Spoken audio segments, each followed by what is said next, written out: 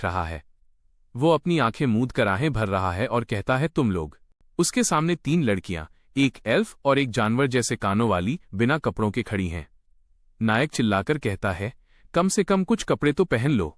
वे अब पूरी तरह से सजे धजे और एक शहर का नजारा दिखाया गया है जहां आम लोग घूम रहे हैं। नायक एक बेंच पर अकेले बैठकर कुछ सोच रहा है। तभी अचानक कोई उसके पास आता है और कहता है, अरे तुम जो वहां हो। एक नया लड़का नायक के पास आता है और बड़ी मासूमियत से कहता है, मुझे एक गुलाम स्लेव खरीदना है, क्या आप मेरे लिए एक तैयार कर सकते हैं? नायक यह सुनकर हैरान रह जाता है। नायक उन लड़कियों को फिर से दिखाता है और कहता है कि गुलाम खरीदने की कुछ शर्तें कंडीशंस होंगी। खरीदार लड़का लड़कियों को देखकर बहुत प्रभावित होता है और कहता है, वाह, ये तो वाकई कुछ खास है। लड़का कहता है कि ये लड़कियां बहुत अच्छी तरह से रखी गई हैं, वेल ग्रूम्ड। फिर वो नायक से उन शर्तों के बारे में पूछता है। नायक जो शर्तें रखता है वह कहता है, तुम्हें उन्हें पेट भर खाना खिलाना होगा, उन्हें नहलाना होगा और रहने के लिए कमरा देना होगा। अगर उन्हें कुछ हो जाए तो तुरंत अस्पताल ले जाना होगा। खरीदार लड़का ये सुनकर सोच में पड़ जाता है, क्योंकि ये शर्तें किसी गुलाम के लिए नहीं बल्कि एक आलीशान जीवन के लिए हैं। और उसका काम क्या है? वो एक स्लेव मर्चेंट, गुलामों का व्यापारी है। अब आप सोचेंगे कि ये तो विलन वाला काम है, लेकिन कहानी में ट्विस्ट यही है। स्ले का धंधा बिल्कुल भी नहीं चल रहा है। क्यों? क्योंकि वो एक होपलेस मर्चेंट है। वो अपने गुलामों को बेच ही नहीं पाता। स्ले का मानना है कि भले ही वो माल, मर्चेंडाइज बेच रहा है, पर आखिर हैं तो वो जीते जागते लोग ही। वो अपने गुलामों का इतना ख्याल रखता है कि ग्राहक उसे पागल समझते हैं। स्ले सिर्फ उन्हें बेचता नहीं है, बल्कि वो उन्हें कड़ी मेहनत से ट्रेनिंग देता है, ताकि अगर कल को कोई उन्हें छोड़ भी दे तो वो अपनी जान बचा सकें और सुरक्षित रह सकें। जब भी कोई ग्राहक आता है, स्ले इतनी सारी शर्तें रख देता है और इतनी ऊंची कीमत मांगता है उनकी ट्रेनिंग की वजह से कि ग्राहक गुस्सा होकर बोलता है, मैं कहीं और से खरीद लूंगा। स्ले के पास अपनी खुद की कुछ महिला गुलाम, डीमंस एल्व्स हैं, पर मजे की बात यह है कि वो उसे मालिक की तरह नहीं बल्कि एक दोस्त या थोड़े दब्बू इंसान की तरह ट्रीट करती हैं। जब स्ले फिर से कोई डील नहीं कर पाता और उदास होकर बैठता है तो उसके खुद के गुलाम ही उसे दिलासा देते हैं कि कोई बात नहीं स्लेसान, अगली बार ट्राई करना। एक मर्चेंट के लिए इससे बड़ी बेइज्जती क्या होगी। दूसरे मर्चेंट स्ले का मजाक उड़ाते हैं। वो कहते हैं कि तुम इस लाइन के लिए बने ही नहीं हो, तुम अपने सामान से इमोशनली जुड़ जाते हो, जो बिजनेस के लिए जहर है। स्ले साफ कहता है, भले ही ये मेरा बिजनेस है, पर क्या अपने सामान का ख्याल रखना और उनके लिए अच्छी जिंदगी की दुआ करना गलत है? जो मुख्य किरदार प्रोटैगनिस्ट को एक अजीब और डरावना ऑफर देता है। वो कहता है कि अगर वो चाहे तो वो उन्हें लड़कियों को सबक सिखा सकता है या उनकी एजुकेशन ठीक कर सकता है। हमारे हीरो को ये बात बिल्कुल पसंद नहीं आती। वो उस बूढ़े पर चिल्लाता है कि वो उसकी प्यारी लड़कियों को वैसी गंदी नजरों से न देखे, क्योंकि ये देखकर उसे घिन आती है। वो बूढ़ा आदमी असल में एक वेटरन मर्चेंट, अनुभवी व्यापारी है। वो हैरान है कि एक नया लड़का उसे इस तरह का एटीट्यूड दिखा रहा है, जबकि वो उसे धंधे की बात सिखाना चाह रहा है। दुकान बंद करने का वक्त हो गया है। हीरो थका हुआ है और सोच रहा है कि आज भी ये लड़कियां नहीं बिकी, लेकिन उसका दिल इस काम में नहीं है। हीरो अपने मन में कहता है कि गहराई में वो चाहता ही नहीं कि ये लड़कियां कभी बिकें। वो मजबूरन ये काम कर रहा है क्योंकि उसके पास और कोई रास्ता नहीं है। काम खत्म करके जब वो घर पहुंचता है तो वो किचन में खाना बनाता है। वो चिल्लाकर कहता है, खाना तैयार है। जैसे ही खाने का नाम आता है, 3 लड़कियां दौड़ती हुई आती हैं। ये लड़कियां अभी अभी नहाकर निकली हैं और बिना कपड़ों के ही खाने की मेज पर आ जाती हैं। उन्हें इस बात की कोई परवाह नहीं है कि वे कैसी दिख रही हैं, बस उन्हें भूख लगी है। बेचारा हीरो उन्हें देखकर अपना सिर पकड़ लेता है और चिल्लाता है, कम से कम कपड़े तो पहन लो। उसे समझ नहीं आता कि इन लड़कियों को दुनियादारी कैसे सिखाए। वो आह भरते हुए कहता है कि उन्हें थोड़ा और सेल्फ अवेयर होना चाहिए कि वे लड़कियां हैं। कि वो अपनी पहचान को लेकर थोड़ा कंफ्यूज्ड है। क्या लोग उसे सिर्फ एक कुक समझते हैं या एक मर्द के रूप में भी देखते हैं? जब वो स्ले के हाथ का खाना खाती है तो वो खुशी से झूम उठती है। वो कहती है, स्ले का खाना सबसे बेस्ट है। स्ले को पता है कि मिया को खाना पसंद आया है, क्योंकि उसके कान खुशी से पिच पिच करके हिलने लगते हैं। वो सिर्फ पेट भरने के लिए खाना नहीं बनाता, बल्कि वो मसालों और सही सामग्री इंग्रेडिएंट्स का बहुत ध्यान रखता है ताकि स्वाद लाजवाब। स्ले को मिया इसलिए पसंद है क्योंकि वो हमेशा सच बोलती है। अगर खाना अच्छा है तो वो दिल खोलकर तारीफ करती है, जिससे स्ले को भी मोटिवेशन भी है। लीले कहती है कि ये खाना सीधा उसके दिल को छू गया है। ईव एक वैम्पायर है और वो अपनी फीलिंग्स को छुपाने की कोशिश करती है। खाना उसे बहुत पसंद आया है, लेकिन वो ऊपर से नाटक करती है और कहती है तारांकन हम्फ, इस बार के लिए ये ठीक ठाक पॉसिबल है। भले ही ईव अपनी जुबान से झूठ बोले, लेकिन उसका शरीर सच बोल देता है। इस मंगा के लोर के हिसाब से जब वैम्पायर एक्साइटेड या खुश होते हैं तो उनकी आंखें लाल चमकने लगती हैं। स्ले को पता चल जाता है कि ईव झूठ बोल रही है क्योंकि उसकी आंखें लाल चमक रही हैं। वो मन ही मन मुस्कुराता है और सोचता है कि काश ईव थोड़ी और ईमानदार होती। तो भाई लोग, कहानी की शुरुआत हो। हमारे हीरो के दरवाजे पर कोई जोर जोर से लात मार रहा है। बाहर खड़ा बंदा चिल्लाता है, तारांकन स्ले, मुझे उम्मीद है कि तूने आज पैसे तैयार रखे होंगे। जैसे ही आवाज अंदर आती है, हमारे सीधे साधे हीरो स्ले के तो तोते उड़ जाते हैं।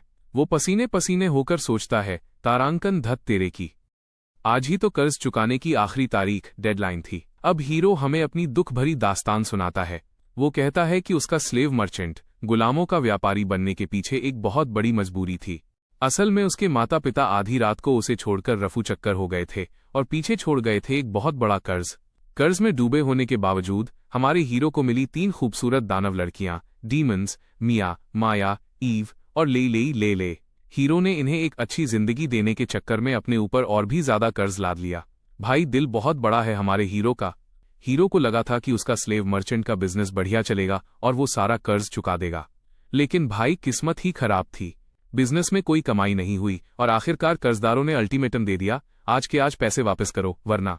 वो सोचता है कि उसके पास फूटी कौड़ी भी नहीं है और अगर वो उनसे लड़ने की सोचे भी तो भाई के पास 0 स्ट्रेंथ है। वो लड़ने में बिल्कुल फिसड्डी है। फिर उसका ध्यान अपनी तीनों लड़कियों पर जाता है।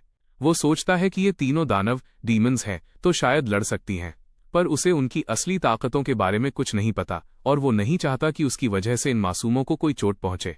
जब कोई रास्ता नहीं सूझता तो हमारा हीरो अपना मास्टरमाइंड दिमाग चलाता है और कहता है, अब कुछ नहीं हो सकता, हमें यहां से भागना ही होगा। भले ही उसे अपने माता पिता की तरह भागने में शर्म आ रही है, स्ले तुरंत खिड़की की तरफ इशारा करता है और कहता है, मिया, ईव, ले, चलो इस खिड़की से बाहर निकलें। लेकिन ट्विस्ट देखो भाई, लड़कियां डरने के बजाय फुल जोश में हैं और कहती हैं, तारांकन हम भाग रहे हैं, लेकिन मैं तो लड़ना चाहती हूं। और छोटी वाली कहती है, मैं भी। दरवाजा टूटने से पहले रफू चक्कर बाहर खड़ा गुंडा चिल्लाता है, जल्दी दरवाजा खोलो, नहीं तो मैं इसे तोड़ दूंगा। लेकिन तब तक बहुत देर हो चुकी है।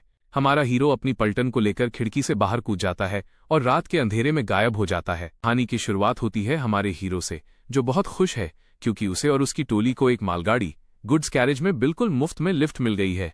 वो सोच रहा है कि चलो सही है, पैसे भी बच गए और रास्ता भी कट जाएगा। पीछे बैठकर हीरो राहत की सांस लेता है और मन ही मन सोचता है, चलो इस गाड़ी की वजह से जो कर्जदार डेट कलेक्टर्स मेरे पीछे पड़े थे वो कुछ समय के लिए मेरा अता पता भूल जाएंगे। कितना अच्छा होता अगर वो हमेशा के लिए मेरा पीछा छोड़ देते।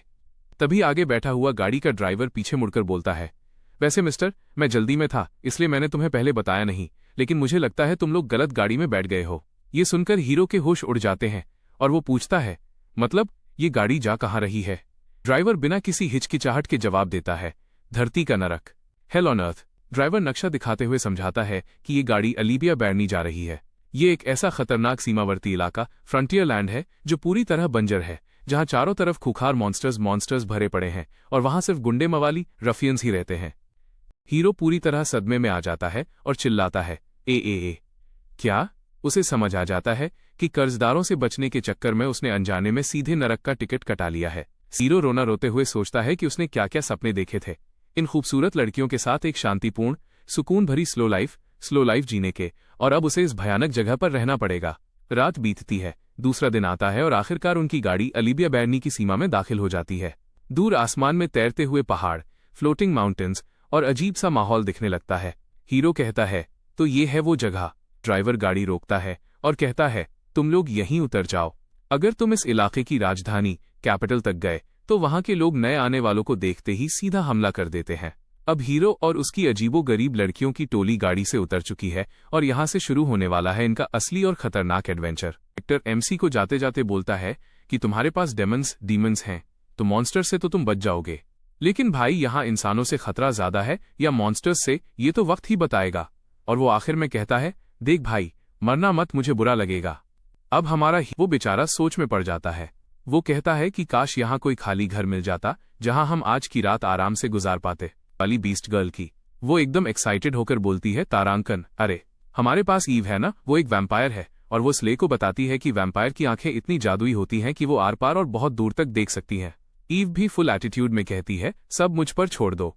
ईव दूर देखकर बताती है कि उसे जंगल में एक केबिन यानी छोटा सा घर दिखा है। लोकेशन देखकर लग रहा है कि वो बिल्कुल खाली है। वो पूछता है, ईव, क्या सच में तुम्हें कुछ दिखा? घर खाली है, पर किराएदार मॉन्स्टर्स हैं। ईव आगे बताती है कि घर तो खाली है, लेकिन वहां मॉन्स्टर्स ने अपना डेरा जमा रखा है। वो उसे एक घोंसले की तरह इस्तेमाल कर रहे हैं। ईव एकदम कूल होकर बोलती है, कोई बात नहीं, हम उनसे लड़कर उन्हें भगा देंगे। पर हमारे सीधे साधे हीरो की यहां फटके हाथ में आ जाती है। वो सोचता है, तारांकन भाई, मॉन्स्टर्स से लड़ना, प्लान कैंसिल करो यार। हीरो अभी सोच ही रहा था कि प्लान कैंसिल करे, तब तक लड़कियां फुर्र से गायब हो जाती हैं। हीरो पीछे मुड़कर देखता है तो वहां कोई नहीं होता। वो चिल्लाता है, अरे सुनो तो सही। हमारा हीरो पीछे पीछे भागता हुआ थका हारा पहुंचता है और सोचता है कि वो लड़कियां कहां गईं। लेकिन जैसे ही वो सामने देखता है, उसके होश उड़ जाते हैं। लड़कियां हाथ हिलाकर बोल रही हैं, तारांकन, तुम कितना धीरे चलते हो यार, हमने तो काम तमाम भी कर दिया। पीछे एक मॉन्स्टर मरा पड़ा है। हीरो का रिएक्शन देखने लायक था। भाई ये कब और कैसे हुआ? अब लड़कियां आपस में बात कर रही हैं कि वो मॉन्स्टर्स और कोई नहीं बल्कि सिर्फ गोब्लिन्स थे। वो कहती हैं, तारांकन, ये गोब्लिन्स तो बहुत कमजोर होते हैं, ये हमारा क्या मुकाबला करेंगे?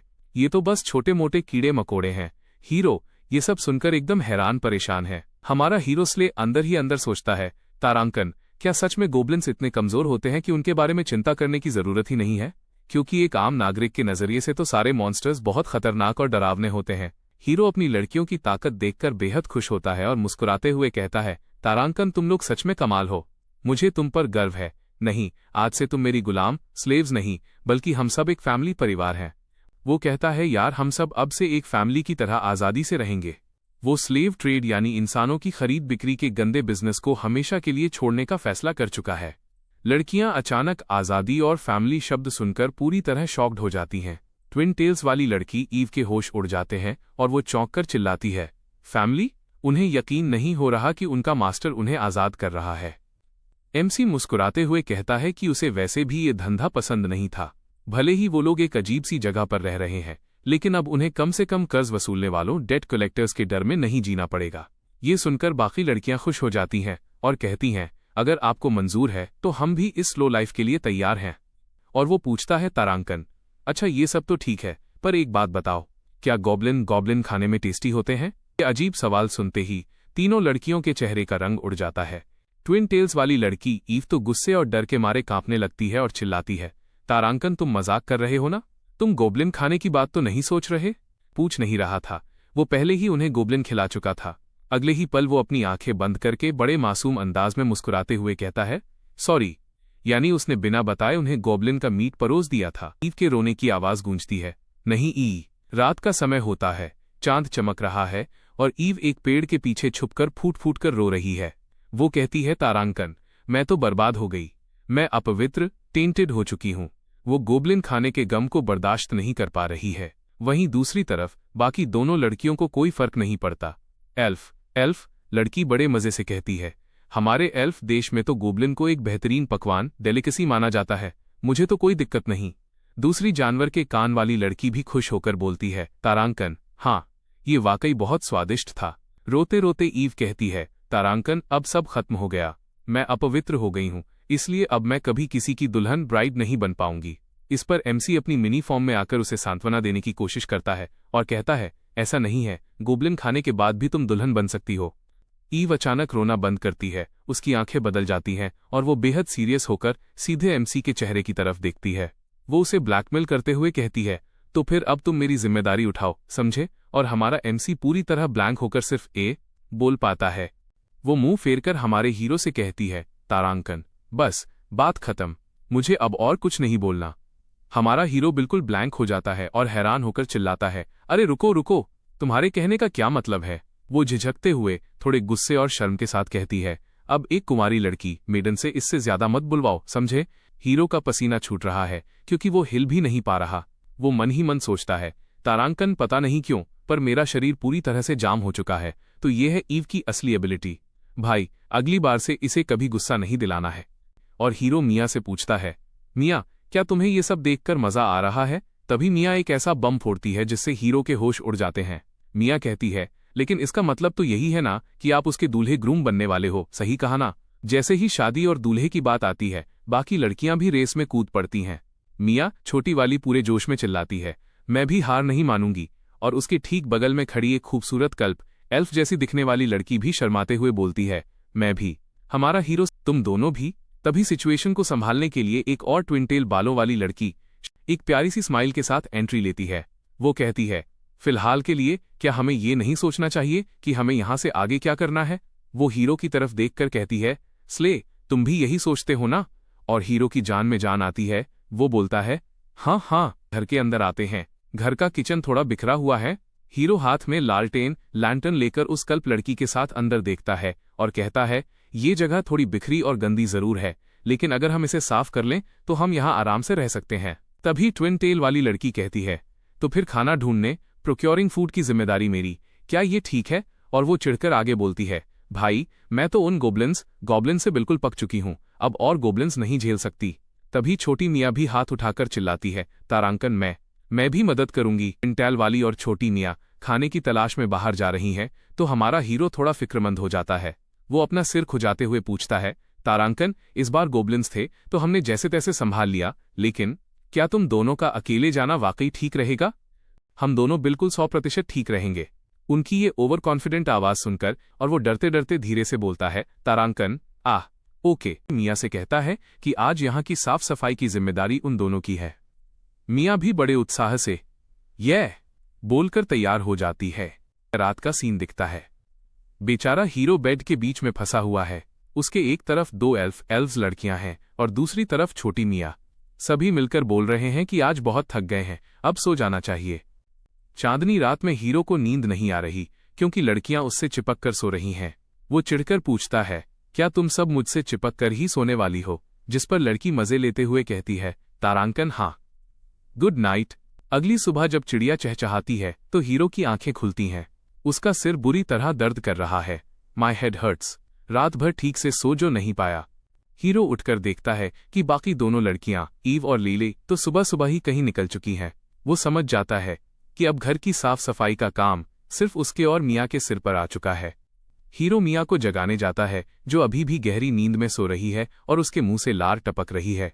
वो उसे हिलाते हुए कहता है, चलो जल्दी उठो। आखिरकार दोनों काम पर लग जाते हैं। हीरो झाड़ू लगा रहा है और नन्ही मियाँ एक स्टूल पर चढ़कर डस्टर से अलमारी साफ कर रही है। दोनों पूरी मेहनत से घर चमकाने में जुटे हैं। सफाई करते करते हीरो अचानक मियाँ को देखने लगता है। मियाँ पूछती है, तारांकन, क्या हुआ? क्या मेरे चेहरे पर कुछ लगा है? तब हीरो दिल पिघला देने वाली बात कहता है, नहीं, मैं बस सोच रहा था कि आज भी तुम्हारी आंखें बहुत खूबसूरत हैं। मियाँ शर्माते हुए कहती है कि आज तक सिर्फ उसने ही उसे यह बात कही है।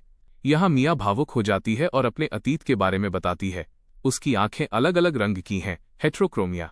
इस वजह से उसके अपने गांव वालों ने उसे अपशगुनी या श्रापित कहकर निकाल दिया था।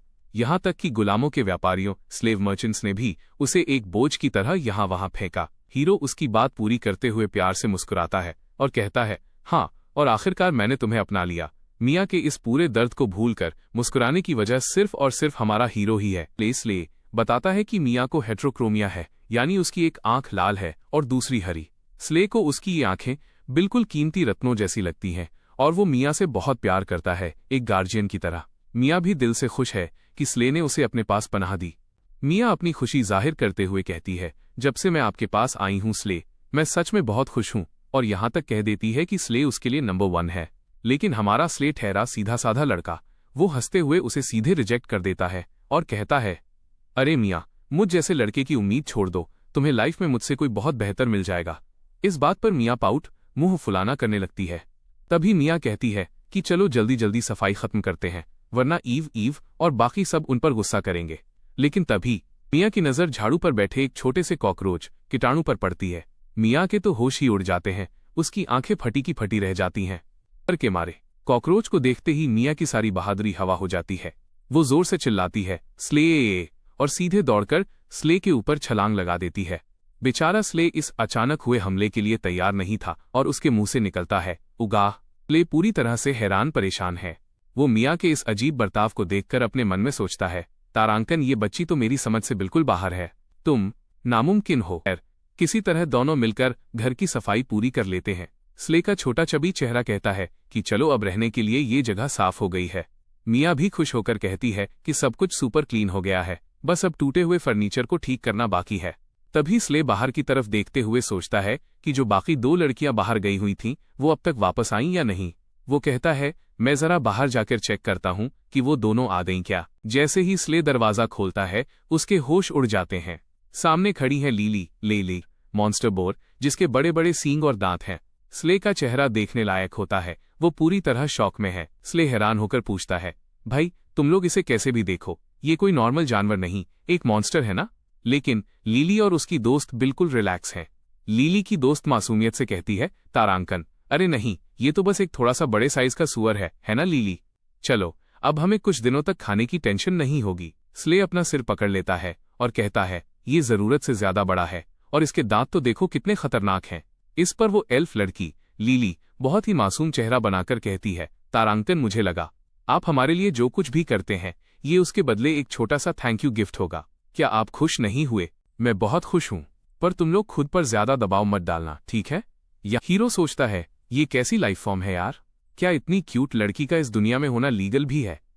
लेकिन पीछे खड़ी दूसरी लड़की जिसका नाम ईव है, वो अजीब सा मुंह बनाकर चिबी फॉर्म में हीरो को देख रही है, जैसे कह रही हो, हाँ हाँ देख लो पहले इसे ही। हीरो, तुम भी बहुत प्यारी हो ईव। ईव हूं। हीरो को समझ आ जाता है कि ईव को जलन हो रही है। वो तुरंत ईव की तारीफ करता है, जिस पर ईव नखरे दिखाते हुए अपना मुंह फेर लेती है। अचानक माहौल बदल जाता है। ईव के कान खड़े हो जाते हैं। वो एक एल्फ जैसी दिखती है। उसे अपनी जादुई ताकतों या तेज इंद्रियों से किसी खतरे का एहसास होता है। हीरो, क्या बात है ईव? ईव, इंसान हमारी तरफ बढ़ रहे हैं। हीरो, क्या कहा? ईव अचानक अलर्ट होकर बताती है कि कुछ लोग उनके करीब आ रहे हैं। इस बात को सुनकर हीरो पूरी तरह से चौंक जाता है। अगर ये कोई आम जगह होती तो खुश होने की बात थी, लेकिन यहाँ अलीबिया बैरोनी में ये गुंडों और लुटेरों का इलाका है, इसलिए ये बिल्कुल भी जश्न मनाने की बात नहीं है। हीरो हमें समझाता है कि वे जिस जगह पर हैं वो शरीफ लोगों की नहीं बल्कि खतरनाक अपराधियों और गुंडों की है, इसलिए यहाँ किसी इंसान का मिलना मतलब मुसीबत को दावत देना है। ईव अपनी दूर की नज़र से देखकर बताती है, उनके पास हथियार भी हैं। एक के पास माचिटे, बड़ा चाकू है और दूसरे के पास हीरो, अच्छा तो तुमने उन्हें तब देखा जब तुम आसपास छानबीन कर रही थीं। ईव, मुझे उनकी तरफ से नफरत और दुश्मनी महसूस हो रही है। मुझे डर है कि कहीं उन्होंने हमें देख तो नहीं लिया। ईव बताती है कि वो लोग काफी गुस्से में और आक्रामक लग रहे हैं। हीरो सोचता है, मैंने ईव, लेली और मिया को इतने अच्छे और महंगे कपड़े पहना रखे हैं कि कोई भी उन्हें देखकर सोचेगा कि ये किसी बड़े अमीर खानदान की लड़कियां हैं। अगर ऐसी लड़कियां इस गुंडों के इलाके में अकेली घूमती दिखीं तो नामुमकिन है कि ये बदमाश उन पर हमला न करें। हीरो को अब टेंशन हो रही है कि उसके ग्रुप की लड़कियां इतनी ज्यादा सुंदर और संस्कारी दिख रही हैं कि ये लुटेरे उन्हें देखते ही लूटने या किडनैप करने की कोशिश करेंगे। हीरो, तो फिर अब कुछ नहीं किया जा सकता। ईव, अब छिपना नामुमकिन है। हीरो, मुझे लगता है अब उनका सामना करना ही पड़ेगा। आखिर में दोनों समझ जाते हैं कि भागने या छिपने का वक्त निकल चुका है। गुंडे बहुत करीब आ चुके हैं और अब अपनी हिफाजत के लिए उनसे भिड़ना ही एकमात्र रास्ता बचा है। हमारी शांतिपूर्ण और सुकून भरी जिंदगी स्लो लाइफ के खातिर हमारे पास जाने के अलावा और कोई रास्ता नहीं है।